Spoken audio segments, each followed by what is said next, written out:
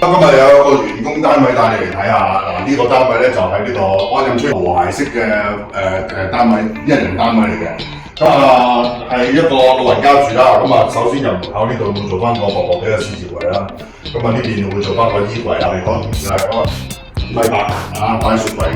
呢個位置咧就會留翻一個電視機位啦。廁所門嘅關係咧，廁所門窿嘅關係咧，呢張床咧就唔可以做太大張啦。做咗2尺半嘅床啦，呢度都有啲軟包啦，就做翻啲儲物嘅位置，4個櫃桶係啦，滿足翻嗰個儲物嘅需要。包括呢啲門選用翻淺色啦，因為直嘅。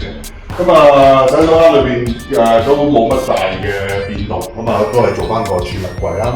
可以過嚟廚房睇下。